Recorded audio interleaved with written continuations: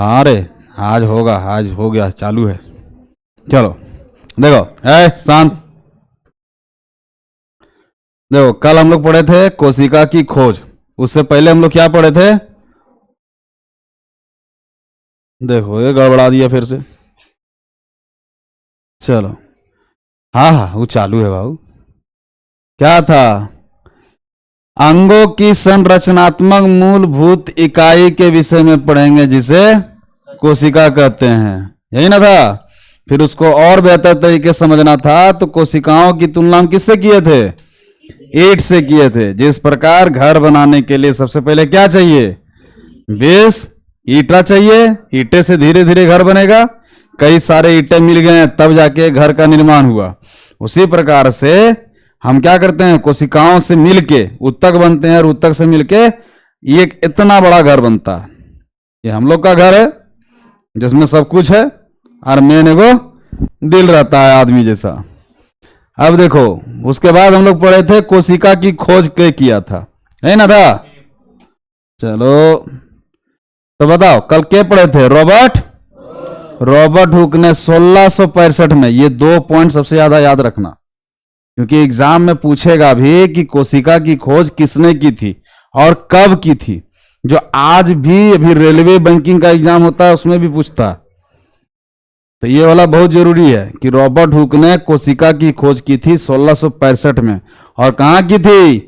Cork के सवलाइस का सामान्य आवर्धक यंत्र की सहायता से। ये जो लिखा है ना, सामान्य आवर्धक यंत्र, इसी को कहा जाता है सूक्ष्मदर्शी यंत्र, जिससे हम लोग को जूम करके दिखाया जाता है।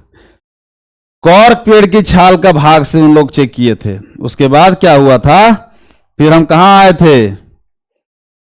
उन्होंने यह भी बताया था कि कोशिका जो है कैसा संरचना दिखने में लगता है, मृत वाला, मधुमक्खी के छत्ता जैसा। कल बताए थे ना रे कि उसमें कैसा दिखाई देता है? लगभग मधुमक्खी के छत्ता जैसा। लेकिन उस समय बहुत ज्यादा विज्ञान विकसित नहीं था। तो विज्ञान विकसित नहीं था तो बहुत सारी सुविधाएं भी नहीं थी। अब जब सुविधा नहीं था तो लोग नॉर्मल, जैसे देखो, हर चीज का जब सुविधा नहीं है, पहले सुविधाएं नहीं थी तो लोग क्या करता था? लकड़ी चूल्हा बना के खाना बनाता था। अब धीरे धीरे आधुनिक होते गया, तब गैस का भी सुविधा है, इंडक्शन का भी है, हीटर का भी है, बहुत सारा तरीका है। तो इसी प्रकार से पहले जितना बहुत कम सुविधाओं में भी रॉबर्ट हुक ने 1665 में कोशिका का खोज कर लिया था। लेकिन उसके बाद लगभग 150 साल तक, कब तक? लगभग 150 साल तक वो कोई इस पे बहुत ज्यादा प्रोग्रेस नहीं हुआ। कोई नहीं बता पाया इसमें और ज्यादा जानकारी कि इसमें और क्या हो सकता है, क्या नहीं हो सकता है, सब शांत हो गया। उसके बाद फिर आए थे हम लोग कोशिका के बारे में लंबा डिफिनेशन देखने। भवन के लिए ईंट और सजीव में कोशिका दोनों ही मूलभूत संरचना इकाई है। जैसे भवन बनाने के लिए हम लोग को ईंट का जरूरत पड़ता है, उसी प्रकार हमारे शरीर को बनाने के लिए भी कोशिका की जरूरत पड़ेगी। फिर उसके बाद क्या दिया था? आकृति 8.2, कहां गया आकृति 8.2? नीचे है, नुका गया आखिर। हाँ, आकृति 8.2 में 2 संरचना दिया गया। एक संरचना है घर का और एक संरचना दिया है कोशिका का। दोनों का, कोशिका का प्याज की झिल्ली की कोशिका, ठीक है। अब उसके बाद देखो क्या लिखा हुआ है, बड़ा लफड़ा है यार। हाँ, जैसे भवन निर्माण में एक समान ईंटों का प्रयोग होता है, परंतु उसकी आकृति, डिजाइन और साइज अलग अलग होती है, इसी प्रकार सजीव जगत के जीव एक दूसरे से भिन्न होते हुए भी कोशिकाओं के बने होते हैं। घर बनाने में एक समान ईंट का प्रयोग होता है, लेकिन क्या है उसका डिजाइन, आकृति, संरचना। इसी घर का देख लो, अभी जो हम बनाए एकदम पतला थोड़ा सा ऐसा घर बना है, कोहे की इतनी बड़े में घर बना देता है। किसी के पास ढेर जमीन संपत्ति है तो ढेर बड़ा बना देता है, घुरते घुरते रात हो जाता है, 4 दिन से घुरिए रहा है। वही संरचना है, खोल दो बाबू, भुला जाएगी वो। अब देखो क्या है, उसी प्रकार से जीवित जीवों में भी वही चीज है। जीवित जीवों की संरचना भी लगभग उसी तरह से है। हमारे अंदर कोशिका बहुत सारे भरे हुए हैं, लेकिन सब क्या है? अलग अलग हैं। सबका कार्य अलग है, तो कोशिकाओं का तरीका भी अलग ही है। फिर उसके बाद आए थे हम लोग अरे कॉर्क की कोशिकाएं आप कहने तो कॉर्क के पेड़ हम तो खेले घुरे रे। हम जानते हैं, हम समझ गए तुम कहां जा रहा है। सो चलो हम दिखा देंगे, रुक जाओ थोड़ी देर, आएगा कहीं ना कहीं आएगा। अरे देवता तुम करेगा नौटंकी, खोजेंगे, रुको। कहां से आ सकता है? हाँ यहां से आ सकता है। रुको रुको, अब जो कह दिया तुम खोजिए लेते हैं जब तक है जान। खुलेगा कि नहीं खुलेगा? चलो रे, बहुत ज्यादा दिक्कत करता है, हटाओ छोड़ो, बाद में बात करेंगे। मुर्गी का अंडा एक एकल कोशिका है और आकार में बड़ा होने के कारण उसे नग्न आंखों से देखा जा सकता है।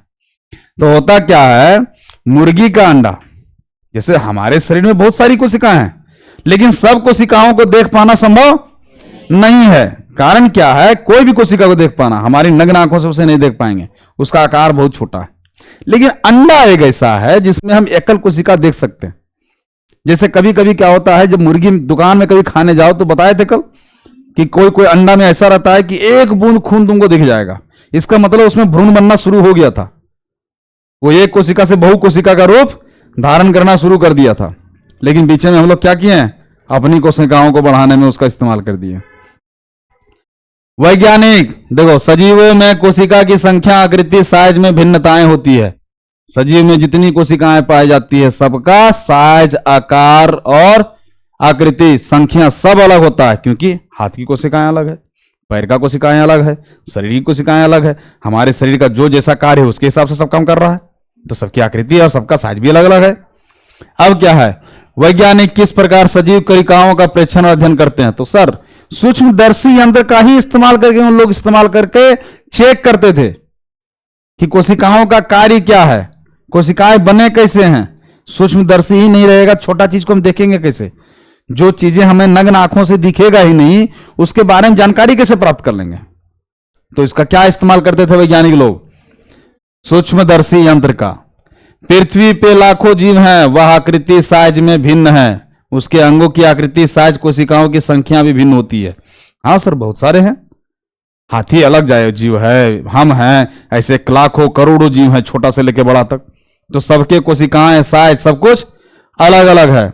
फिर उसके बाद दिया है कोशिकाओं की संख्या। तो सर हर एक जीवों में कोशिकाओं की संख्या अलग अलग होती है, लेकिन इतना समझ लीजिए कि कोई भी जीव का, जैसे मनुष्य का, तो हम लोग के शरीर में खरबों अरबों खरबों कोशिकाएं मिले हुए हैं, तब जाके वो इतना बड़ा शरीर बना है। उसी प्रकार से बाकी जीव भी हैं, उसके शरीर में अरबों खरबों कोशिकाएं मिले होंगे, तब जाके एक शरीर बना है। वही यहां भी दिया है, मनुष्य के शरीर में कई खरब कोशिकाएं पाए जाते हैं जो आकृति और साइज में भिन्न होते हैं। कोशिकाओं के विभिन्न समूह अनेक प्रकार के कार्य करते हैं। नेक्स्ट, इधर वह जीव जिनका शरीर एक से अधिक कोशिकाओं का बना होता है क्या कहलाता है? बहु कोशिकाएं, बहु कोशिक। और उसमें कौन कौन से आ सकते हैं एग्जाम्पल में? सबसे लाइव एग्जाम्पल इंसान, उसके बाद जितना देना है, कौआ, कुकुर, चील, बिलाय, मुर्गी, सुअर, जे डालना है सब डाल दो, सारे क्या हैं? बहुकोशिकीय हैं। उसके बाद जीवन का प्रारंभ एक कोशिका से ही होता है जो एक निषेचित अंडा है, ये याद रखिए। जीवन का प्रारंभ एक कोशिका से होता है। तो कैसे? मां और पिता के मिलने के बाद एक जो होता है, जैसे मुर्गी हो गया, जो अंडा हो गया, वो कोशिका पहले छोटा सा, इतना छोटा सा एक बिंदु से शुरू हुआ, और वही धीरे धीरे निषेचित होकर क्या होता है, जैसे हम लोग मां के पेट में होते हैं तो पहले एक बिंदु होते हैं, एक खून का अंश होते हैं, एक कोशिका होते हैं, फिर धीरे धीरे धीरे धीरे समय के साथ 9 महीना में हम लोग क्या होते हैं, हाथ, पैर, मुंह, कान सब धीरे धीरे विकसित होता है और बहुकोशिकीय जीव बन जाते हैं। तो शुरुआत तो वहीं से हुआ, जैसे घरे हो गया तो शुरुआत तो पहले एक टच नहीं हुआ होगा, ऐसा तो नहीं एक के बार में 50 को ट्रैक्टर खड़ा कर दिया, घर तैयार। शुरुआत तो एक अटैक डाला होगा, उसके बाद धीरे धीरे धीरे धीरे घर बनके तैयार हो गया। यहां भी वही कह रहा है। फिर दिया हुआ है चित्र 8.3, कहां है? 8.3 को देखिए, दोनों जीव एकल कोशिका के, अच्छा ऊपर में रह गया थोड़ा सा, नहीं, ठीक है। दोनों जीव एकल कोशिका के बने हैं। एक कोशिक वाले जीवों को एक कोशिकीय जीव कहते हैं। कितना आसान डिफिनेशन है।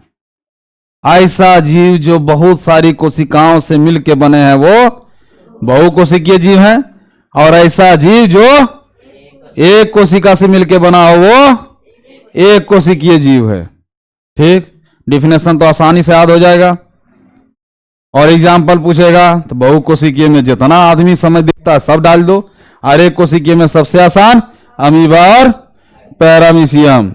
अब देखो ये क्या है, अमीबा, और ये इसकी जो संरचना होती है वो एक तरह से पैर के जैसा होती है, या चप्पल भी कह सकते हैं, चप्पल जैसा होता है, इसीलिए इसको पैरामीशियम भी कहा जाता है। पैरामीशियम ये तो बड़ा नहीं रहता है, न चाइना को खा जाता। अरे चाइना सब कुछ खाता है। देखो, एक कोशिकीय जीव भी वह सभी आवश्यक क्रिया करते हैं जो बहुकोशिकीय जीव द्वारा की जाती है। जैसे बहुकोशिकीय जीव क्या करता है, खाने के लिए मुंह इस्तेमाल करता है, खिलाने के लिए हाथ का इस्तेमाल करता है, चलने के लिए पैर का इस्तेमाल करता है, पचाने के लिए पेट का इस्तेमाल करता है, देखने के लिए आंख का। सब चीजों की अलग अलग क्रिया दिया हुआ है हमारे शरीर में। इसमें नहीं है एक कोशिकीय के पास है ये एक केजी है। मान लो इंदिरा आवास के घर मिला, दो एगो रूम में है, एक रूम मिलेगा तो एक रूम को घर बना लिया, एक रूम को गेस्ट रूम बना दिया, कुछ बना दिया। अभी तो कम से कम 2-3 रूम वो कर रहा है, पहले वाला में ऐसा नहीं था। तो मान लो एक एक रूम दे रहा है तो एक रूम में की करेंगे सब काम, क्योंकि मेरे पास साधन ही नहीं है। तो साधन नहीं क्या करेंगे, उसी में खाना बनाएंगे। अरे भागन, अरे तोरा, उसी में खाना बनाएंगे, उसी में रहेंगे, उसी में सब कुछ करेंगे, नहाना धोना खाना पीना जो भी हो, क्योंकि हमारे पास साधन नहीं है। अब एक आदमी है जिसके घर में 50-60 रूम है, तो सब है काम के लिए अलग अलग रूम रखेगा। खाने का अलग रूम, नहाने का अलग रूम, पचाने का अलग रूम, घूमे का अलग रूम, सोते का अलग रूम, झुपे का अलग रूम, क्योंकि उसके पास सुविधा है। जिसके पास नहीं है की करेगा। तो एक कोशिकीय जीव के पास उतना सुविधा नहीं है, तो नहाना धोना खाना पीना सब एक में होता है। तो उसी तरह उसको खाना पचाना प्रजनन करना घूमना फिरना जो बोलो सब एक कोशिकीय जीव में ही होता है। एक कोशिकीय जीव जैसे कि अमीबा भोजन का अंतर्ग्रहण करता है, पचाता है, और श्वसन उत्सर्जन और वृद्धि एवं प्रजनन भी करता है। मतलब सब मिला के एक ही चीज में करता है। फिर है बहुकोशिक जीव में यह सभी कार्य विशिष्ट कोशिकाओं के समूह द्वारा किया जाता है। उसके लिए सब चीज अलग अलग दिया हुआ है। कोशिकाओं का यह समूह उत्तक का निर्माण करते हैं और विभिन्न उत्तक अंगों का निर्माण करते हैं। ये लाइन बहुत ज्यादा इंपॉर्टेंट आपका है, यहां से यहां तक। कोशिकाओं का यह समूह उत्तक का निर्माण करते हैं तथा विभिन्न उत्तक अंगों का निर्माण करते हैं। ये याद रखिएगा, ठीक है। हाँ सर, उत्तक छोटे छोटे शरीर के हिस्से। कोशिका की आकृति तो देखो चित्र में दिया गया है। अमीबा की आकृति को आप किस प्रकार परिभाषित करेंगे? आप कह सकते हैं इसकी आकृति अनियमित है। हाँ सर, अमीबा एक ऐसा जीव है जिसका कोई आकृति ही नहीं है, वो जैसे छाप दो वो अमीबा बन सकता है। मान लो ये दे दिए, एक ऐसे जोड़ देंगे, अमीबा हो गया। और बनाना है, अमीबा हो गया। इसका कोई एक खास संरचना नहीं होता, वो जैसे तैसे जने मन तने पिघल सकता है, ठीक है सर। वास्तव में अमीबा की कोई निश्चित आकृति नहीं होती, यह अपनी आकृति बदलता रहता है। इसके मुख्य शरीर से बाहर की ओर परिवर्ती लंबाई के प्रवर्धक उभरते हैं, जिसे पादाभ कहते हैं, जैसा कि आप कक्षा 7 में पढ़ चुके हैं। यह प्रवर्ध अमीबा की गति समय भोजन का अधिग्रहण करते समय बनते भी करते हैं। जैसे क्या हुआ, हम लोग को इसे मुंह नॉर्मल है, खाना खाने के टाइम मुंह खोलते हैं, चलने के टाइम पैर का इस्तेमाल करते हैं, तो ईसन तो नहीं यह तेरे रहते हैं, आया खाना यह तेरे देखते रह गया, पेट के अंदर घुस गया, उसके लिए कुछ तो क्रिया करते हैं। तो अमीबा के पास तो एक ही कोशिका है, इतना सारा करने की ताकत नहीं है। तो इसके अमीबा में क्या है कि एक चीज पाया जाता है, उसके लंबाई में प्रवर्ध उभरते दिखाई देते हैं, एक आकृति अलग से दिखता है। वो क्या करता है, उसी को भोजन करके उसी को अंदर कर लेता है। जैसे मान लो अमीबा ऐसा है, कने गया, ये भाग जाओ,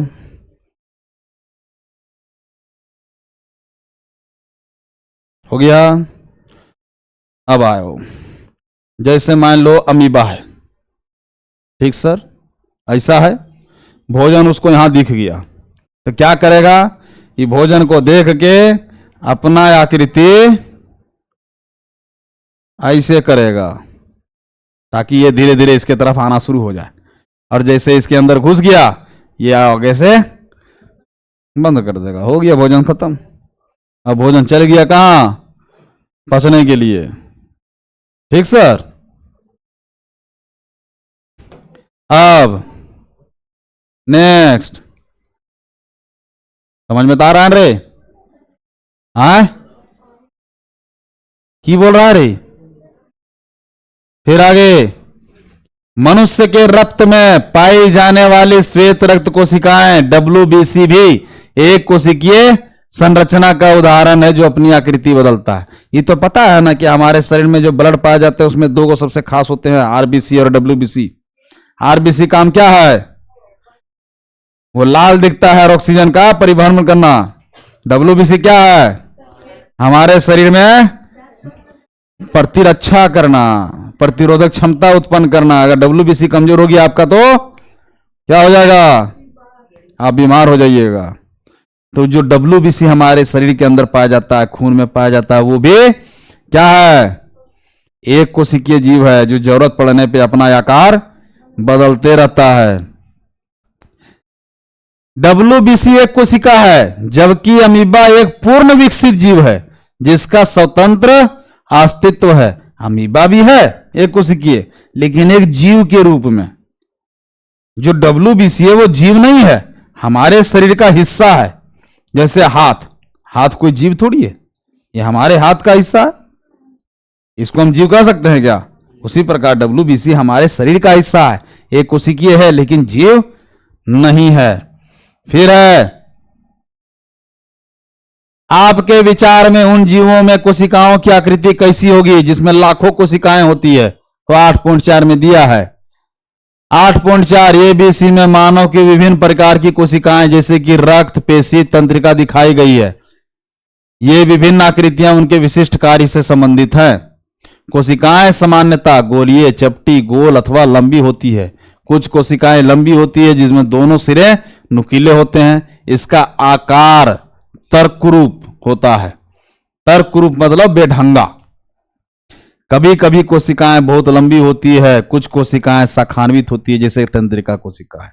तंत्रिका कोशिका संदेश प्राप्त कर उसका स्थानांतरण करती है, जिसके द्वारा यह शरीर में नियंत्रण और समन्वय करती है। अब देखो क्या है, ये क्या है, रेड ब्लड सेल। खाली ब्लड सेल नहीं बोलो, RB। इसकी संरचना देखो कैसा है। ये क्या है, तंत्रिका तंत्र जो हमारे शरीर को नियंत्रित करता है। यहां यहां यहां ये जो पाया जाता है, यहां से ये जो है ना तंत्रिका तंत्र, यहां से शुरू होता है। ये जो हमारा माइंड है, यहां से लेके सारा चीज जानकारी उसी से निकलता है। हाँ सर, बैकबोन रीढ़ का हड्डी है, ये इससे कनेक्टेड है। जैसे सर तंत्रिका तंत्र, न्यूरॉन। और ये क्या दिया है, पेशीय कोशिका जो हमारी शरीरों में पाया जाता है, मांसपेशी में पाया जाता है, वो ऐसी संरचना होती है। सारा संरचना दिया हुआ है सर। फिर अरे हिंदी और इंग्लिश का बड़ा लफड़ा है ना रे। हिंदी पढ़ते पढ़ते इंग्लिश बोला जाते हैं, इंग्लिश पढ़ते पढ़ते हिंदी बोला जाते हैं। अब देखो बता रहा है, क्या आप अनुमान लगा सकते हैं कि कोशिका का कौन सा भाग इसे आकृति प्रदान करता है। कोशिका के विभिन्न संगठक एक झिल्ली द्वारा परिबद्ध होते हैं। ये झिल्ली पौधे और जंतुओं की कोशिका को आकृति प्रदान करते हैं। पादप कोशिका में एक अतिरिक्त आवरण होता है जिसे कोशिका भित्ति भी कहते हैं। यह कोशिका को आकार और दृढ़ता प्रदान करते हैं। जीवाणु कोशिका में भी कोशिका भित्ति पाई जाती है। अब देखो, कोशिका के विभिन्न संगठन जितने हैं वो झिल्ली द्वारा सब एक जगह सम्मिलित होते हैं। उसी के कारण यही झिल्ली जो है, ये झिल्ली, ये क्या करता है, सबको एक आकार प्रदान करता है। उसी प्रकार से पेड़ में भी पाया जाता है, जो पेड़ों को क्या करता है, एक अतिरिक्त आवरण देता है, उसको एक मजबूत देने के लिए अतिरिक्त आवरण देता है, जिसे कोशिका भित्ति कहते हैं। और इसका काम क्या है, यह कोशिकाओं को आकार एवं दृढ़ता प्रदान करता है। जो कोशिका पाए जाते हैं उसका एक निश्चित आकार क्या देता है, यही झिल्ली देता है। वो एक निश्चित आकार में रह सके और दृढ़ता मतलब मजबूती प्रदान कर सके। ढेर ललुआ फलुआ नहीं लगे, कहीं उछल के घसक देगा। फिर है कोशिका का साइज, ये आएगा कौन सा पॉइंट, बस ये वाला पॉइंट। सजीवों में कोशिका का साइज 1 मीटर का 10 लाखवें भाग, जिसको माइक्रोमीटर या माइक्रोन कहते हैं, के बराबर छोटा हो सकता है। अब समझो बाबू, 1 मीटर उसका 10 लाखवां भाग, इसलिए कहा गया कि इतना बड़ा शरीर में अरबों खरबों कोशिका पाया जाता है। 1 मीटर का कितना 10 लाख भाग करना कर रहा है, होगा 10 लाख भाग। सोचो, करने वाला कर ही लेगा।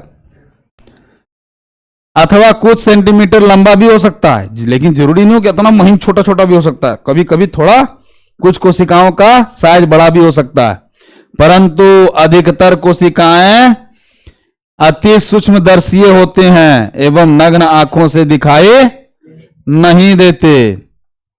इन्हें सूक्ष्मदर्शी द्वारा बड़ा करके या आवर्धित करके देखना आवश्यक होता है। सबसे छोटी कोशिका का साइज क्या है,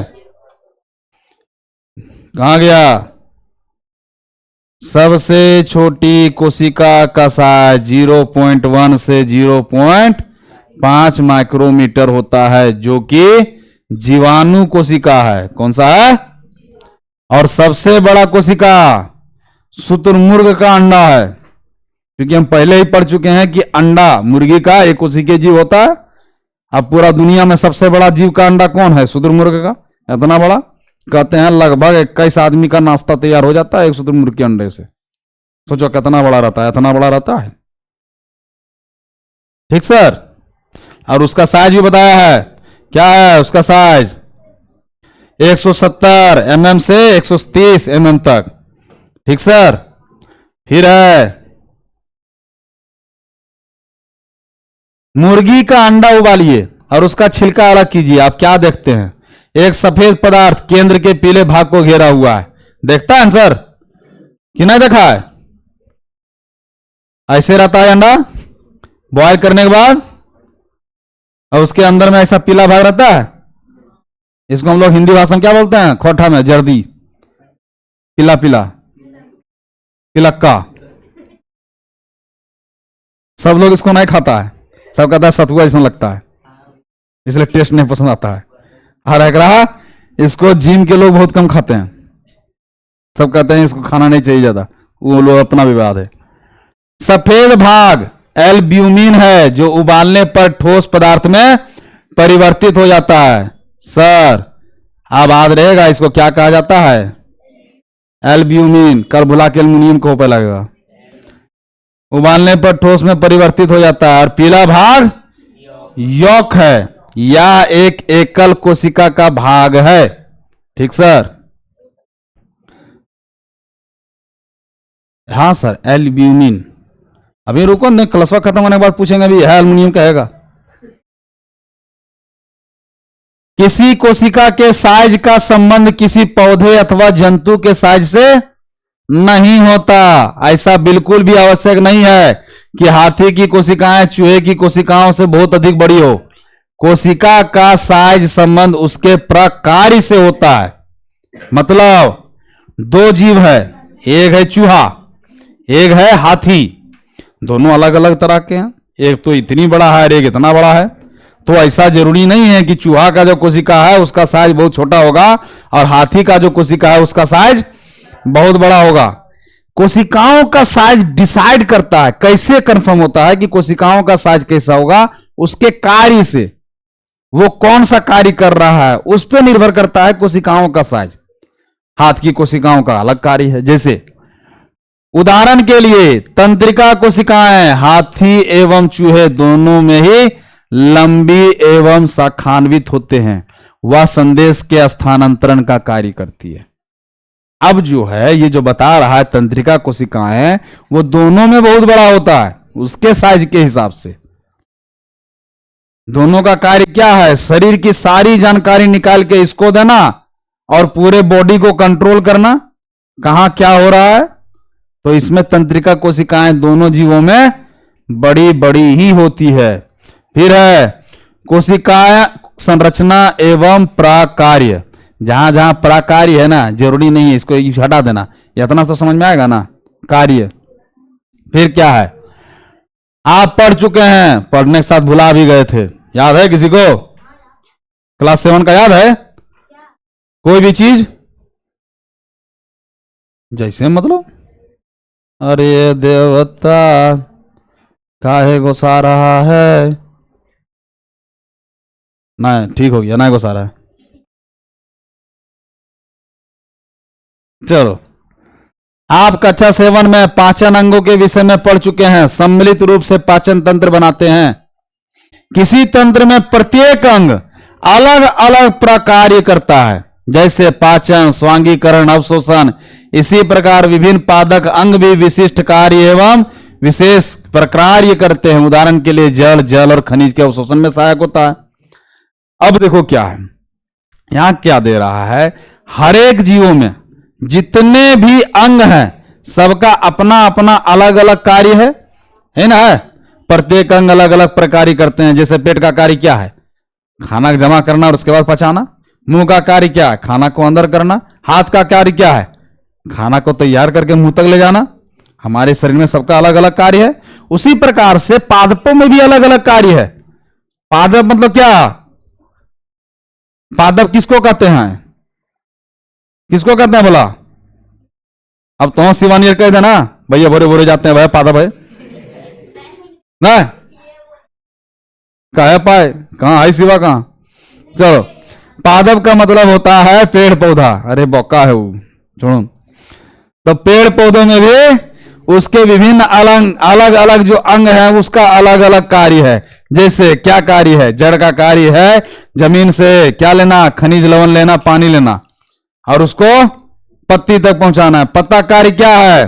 खाना तैयार करना। फिर उसमें और भी बहुत सारे हैं। सब जीवों का, जिस तरह हमारे शरीर में सब अंगों का अलग अलग कार्य, उसी तरह पेड़ पौधों में भी अलग अलग कार्य है। प्रत्येक अंग पुनः छोटे भागों से बना होता है, जिसे उत्तक कहते हैं। जितने अंग बने हैं वो कई सारे छोटे छोटे उत्तक से मिलकर बने हैं, और उत्तक कई सारे कोशिकाओं से मिलकर बने हैं। क्या है? उत्तक एक समान कोशिकाओं का समूह होता है जो विशिष्ट कार्य करता है। उत्तक हमारे जो शरीर के अंग हैं वो क्या करते हैं? एक प्रकार के विशेष कोशिकाओं से मिलकर बनते हैं, और उसका कार्य क्या होता है? विशिष्ट कार्य होता है। एक ही प्राथमिक कार्य होता है, जैसे मुंह का कार्य। तो इस मुंह का कार्य क्या है? खाली खाना और बोलना। अब कल से इसी से कहीं सांसें लेने लगे तो कहीं जबरदस्ती इसे सुनने की कोशिश करने लगे, सुनाई देगा कि? ये तो जबरदस्ती वाला बात हो गया। पहली को समझ में आ गया कि अंग उत्तक के बने होते हैं और उत्तक कोशिकाओं से बने होते हैं। सजीव की संरचनात्मक इकाई क्या है? ये पॉइंट है सबसे ज्यादा आपका। सजीवों की संरचनात्मक इकाई कोशिका है। ठीक सर। फिर कोशिका के भाग, कोशिका के मूल घटक कौन कौन से होते हैं? अब कोशिका भी है तो उसके भी कुछ ना कुछ मूल अलग अलग घटक भी हैं। जैसे पहला क्या है? कोशिका झिल्ली, कोशिका द्रव और केंद्रक। अरे कोशिका द्रव एवं केंद्रक कोशिका झिल्ली के अंदर परिबद्ध होते हैं। कोशिका झिल्ली एक कोशिका को दूसरी कोशिका एवं घेरे हुए माध्यम से अलग करती है। क्या है? कोशिका द्रव कोशिका झिल्ली के अंदर। मान लो ऐसा कोई एक झिल्ली बना हुआ होगा, ठीक है, आधा कट गया, अरे ऊपर बना देते हैं। ऐसा है, कोई एक कोशिका द्रव झिल्ली है, इसके अंदर बहुत सारे कोशिका द्रव बने होंगे और उसके बीच में होगा केंद्रक। वह यहां भी दिया है। कोशिका द्रव एवं केंद्रक, कोशिका द्रव और केंद्रक झिल्ली के अंदर होते हैं। ठीक सर। कोशिका झिल्ली एक कोशिका को दूसरी कोशिका एवं घेरे हुए माध्यम से अलग करती है। सब एक दूसरे से क्या है, ऐसा ही होगा। कोशिका झिल्ली जिसे प्लाज्मा झिल्ली भी कहते हैं, सारंध्र होती है तथा विभिन्न पदार्थों के कोशिका में आवागमन का नियमन करती है। अब सर देखिए, कोशिका झिल्ली, प्लाज्मा झिल्ली, सारंध्र मतलब इसमें छोटे छोटे छिद्र होते हैं। उसका कार्य क्या है, यह सवाल आपको आगे आएगा। विभिन्न पदार्थों के कोशिका में आवागमन, आने जाने के लिए रास्ता तैयार करके देने का कार्य करता है ये। ठीक सर। कोशिका झिल्ली के बीच में पाए जाने वाले छोटे छोटे रंध्र। फिर है, अरे समझ में आ रहा है रे सर, मॉडल स्कूल। अरे तो अब यहां नाच के दिखाएंगे हम क्रियाकलाप में। कुछ बोलता है रे। जब प्याज की कोशिका की सीमा कोशिका झिल्ली द्वारा परिबद्ध होती है, जो एक दृढ़ आवरण आबद्ध होती है, जिसे कोशिका भित्ति कहते हैं। प्याज की जो कोशिका सीमा होती है वो कोशिका झिल्ली द्वारा ही बनी हुई होती है, या कोशिका झिल्ली द्वारा परिबद्ध मतलब उसको आकार प्रदान करती है, जो एक और दृढ़ आवरण तैयार करती है, जिसे कोशिका भित्ति कहते हैं। एक दृढ़ आवरण मतलब एक उसको ढांचा देती है, साइड साइड से, कोना तरफ से, वही क्या कहलाता है, कोशिका भित्ति कहलाता है। कोशिका के केंद्र में घनी और गोलाकार संरचना होती है, जिसे केंद्रक कहते हैं। अभी पीछे दिखाए थे कोशिका झिल्ली, उसके बीच में बहुत सारे द्रव्य और उसके बीच में केंद्रक, जिसे केंद्रक कहते हैं। केंद्रक और कोशिका झिल्ली के मध्य, फिर ऊपर भागो, यह है तो होते रहेगा, खाली लगता है कहने गया रे, यहां वाला गायब हो गया। हाँ देखो अभी आ गया। अरे ये सब अभी ने बताया रे। देखो एक ऐसी संरचना, क्या है ये, कोशिका झिल्ली।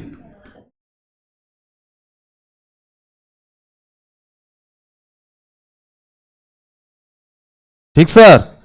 और इसके बीच में नहीं, ये पहले नहीं, इसके बारे में बताया। इसके बीच में क्या है, केंद्रक। ठीक सर। आए, अरे बीच का हिस्सा उसका। अब इसके साइड साइड में ये सब क्या है, कोशिका द्रव, जो एक जेली नुमा संरचना होती है। एक जेली के समान पदार्थ होता है, जिसे कोशिका द्रव कहते हैं। ठीक सर। हम पहले पढ़ चुके हैं, कोशिका झिल्ली कोशिका को आकार प्रदान करती है। अगर कोई चीज किसी को आकार नहीं दे, मान ले हमने शरीर में अगर पैरे कमजोर रहे, शरीर का हड्डियां नहीं रहे, इंसान के अंदर अगर हड्डी नहीं रहेगा तो क्या होगा, कुछ नहीं कर पाएगा, माटी ढेला नियर कन्होल उल्टाल रहेगा, उठ नहीं पाएगा, खड़ा नहीं पाएगा, हाथ नहीं खड़ा कर पाएगा। आखिर हड्डी का कार्य क्या है, सबसे बड़ा हमारे शरीर को सपोर्ट देना, संरचना प्रदान करना। हड्डियां नहीं रहेगा तो मुंडी यहां से यहां लड़क के हेठ हो जाएगा, गोड़ पसर के ऐसे निकल जाएगा, हाथ उठ भी नहीं करेगा। तो उसी प्रकार से क्या है, कोशिका झिल्ली कोशिका को आकार प्रदान करता है। पौधों में, अरे ज्यादा फील कर रही है गिरे हैं? पौधों में कोशिका झिल्ली के अतिरिक्त एक बाहरी मोटी परत होती है, जिसे कोशिका भित्ति कहते हैं। अब सर, पौधों में कोशिका झिल्ली तो है, लेकिन उसके बाहर भी क्या है, एक बाहरी मोटी परत है, जिसे कोशिका भित्ति भी कहा जाता है। कोशिका झिल्ली को आबद्ध करने वाली यह अतिरिक्त संरचना पौधों की कोशिकाओं की सुरक्षा के लिए आवश्यक है। जैसे हमारे शरीर में, जैसे यहां हार्ट दिया है, यानी दिल, फेफड़ा, गुर्दा, गुर्जी सब है, एक ऊपर हड्डी दिया है। आप काल कसम जोर से करो छाती मार दो तो ये अंदर वाला पे कम चोट लगता है, ऊपरे वाला उसको रोक लेता है। पता चले ये हड्डियां नहीं है, एने से एक मुक्का मारेगा, एने से निकल के सीधे पीछे देने से क्या हुआ, बोले एक मुक्का मारे हथेली आने से बाहर हो गया। तो वो हम लोग के ढांचा को जो मजबूती दे रहा है बाहरी से, उसको कौन दे रहा है? ये पसलियां दे रहा है। उसी प्रकार यहां भी है, कोशिका भित्ति जो है वो क्या कर रहा है? पौधों की कोशिकाओं को सुरक्षा प्रदान कर रहा है। किससे? पादप कोशिकाओं को ताप में परिवर्तन, तीव्र गति से चलने वाली वायु, वायुमंडलीय नमी इत्यादि विभिन्न परिवर्तन के सुरक्षा की आवश्यकता होती है। वह इन परिवर्तन से प्रभावित है क्योंकि वे चल नहीं सकते। जैसे हम लोग को सर अभी ठंडा चल रहा है, स्वेटर पहन लिए, ढेर लगेगा तो आग ताप लिए, आग जला दिए, नीचे रूम में ठंडा लग रहा है, ऊपर रूम चल दिए। ये सब सारे सुविधाएं हम लोग पास हैं, कारण हम लोग चल भूल सकते हैं। पेड़ पौधा तो नहीं चल भूल सकते, तो उन लोग को इस सब से क्या बचाएगा? ढेर हवा चला, ढेर पानी गिरने लगा, ढेर धूप कर रहा है, तो पेड़ पौधा क्या रक्षा कौन करे? तो इसी के लिए यहां आगे बता रहा है, वह कहां गया? कोशिकाओं का प्रेक्षण ट्राडे अस्केंसिया, इलोडिया अथवा रोइयो की पत्ती के झिल्ली में किया जा सकता है। यह सब सर परीक्षण करने के तरीके बता रहा है, कहां कहां आप कर सकते हैं।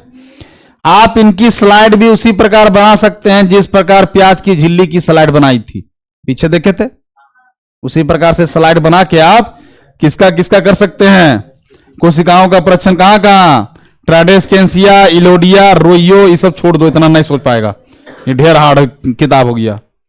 ये सब किसी पेड़ का कहानी है। अरे दौरा पड़ रहा है गिरे,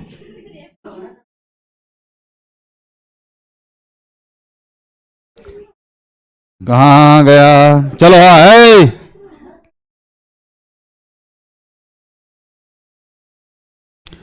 एक स्वच्छ दांत खोदनी अथवा माचिस की तिल्ली जिसका मसाला वाला सिरा तोड़कर हटा दिया गया है। दांत तो कभी खाते हैं सर? खैलाबाद नहीं देखते? कभी मुर्गा उर्गा खा लिया तो इधर कहीं फंस गया, तो वो सबको हटाने के लिए किसका इस्तेमाल करते हैं? टूथपिक। अरे बाप रे दांत खोदनी का खट को पहले क्या झाड़ू उड़ू तोड़ के साफ करते थे, वो अपना याद कर रही इसलिए बता रही है। अब क्या है, वो सब पहले इस्तेमाल होते थे, उसी बारे में बता रहा है कि एक स्वच्छ दांत खोदनी अथवा माचिस की तिल्ली जिसका मसाला वाला सिरा तोड़कर हटा दिया है, उसको लीजिए। इसकी सहायता से गाल के आंतरिक परत को धीरे से खुरचिए। ये दाल के अंदर वाला जहां जीभ से हम छू सकते हैं। इसे कांच की स्लाइड पर रखें, पानी में रखिए। कांच का स्लाइड लीजिए, उसके ऊपर पानी डालिए, पानी में रखिए। इसमें आयोडीन विलियन की एक बूंद डालिए। आयोडीन का विलियन होगा। ये सब खाली सुनो, फील नहीं करो, ठीक है? क्योंकि कर भी नहीं पाएगा, कहां से लाएंगे? अब आयोडीन का ना खोज ले घूरे हम, माचिस तिली तो ले आएंगे। आयोडीन विलियन के एक स्थान पर आप मिथाइलिन ब्लू की 1-2 बूंद डाल सकते हैं। अगर आपके पास आयोडीन का विलियन नहीं है तो यहां पे आप मिथाइलिन ब्लू की 1-2 बूंद डाल सकते हैं। सूक्ष्मदर्शी के नीचे इसका परीक्षण कीजिए। सूक्ष्मदर्शी लाइए और उसके नीचे देख के उसका परीक्षण कीजिए। आपको खुरची हुई परत में अनेक कोशिकाएं दिखेगी। आप कोशिका भित्ति, कोशिका द्रव और केंद्रक को पहचान सकते हैं। जंतु कोशिका में कोशिका भित्ति अनुपस्थित होती है। शांत। ये जितना परीक्षण बोला है सब किताब में पढ़ना हम सब देगा, ठीक है? क्योंकि आगे नहीं है, न सूक्ष्मदर्शी है न है आयोडीन। हाँ, माचिस के तिल्ली खोज देंगे, किसी जबरदस्ती गाल के अंदर करके खोज देंगे, पता चला उठ गया फाट, 4 गाड़ी मास्टर के अलगे मिला, तो वो सब संभव नहीं है। लेकिन अगर हो तो जीव के अंदर कभी कभी देखना कि एक पतला सा संरचना पाया जाता है। अच्छा रुको देख लेते हैं। अच्छा रुको, अब इसका लव लेटर इसके बाद देखेंगे। चलो अब देखो क्या है, क्या बोल रहा है। माचिस का तिल्ली लीजिए, जीभ के अंदर, मुंह के अंदर घुसेड़िए और उसको थोड़ा सा खुरचिए, तो कुछ ना कुछ एक पतला परत निकलेगा। आयो और क्या कीजिए, उसमें वहां से लाइए एक ठो कैसा, ऐसा एगो शीशा का स्लाइड। कभी कोई गया ब्लड वाला जांच में? लड़की लोग तो अभी बहुत सारा हुआ होगा, एक एक बूंद ठुप से ठुआ के निकालते थे। और बाकी जो नहीं गया होगा ब्लड जांच में, सबको गया है। ब्लड जांच में जो शीशा का इस्तेमाल किया जाता है वही है। उसमें क्या बोल रहा है इसमें है, बस करुण बस, एक के बार हो गया।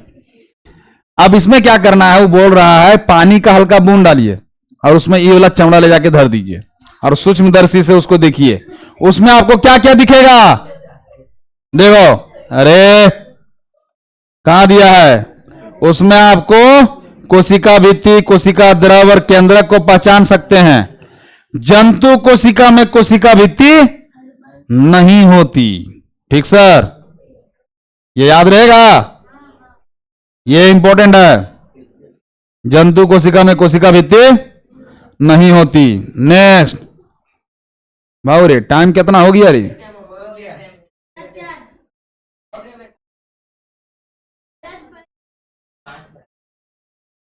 चलो ठीक, तो बाकी क्लास कल करेंगे, ठीक है।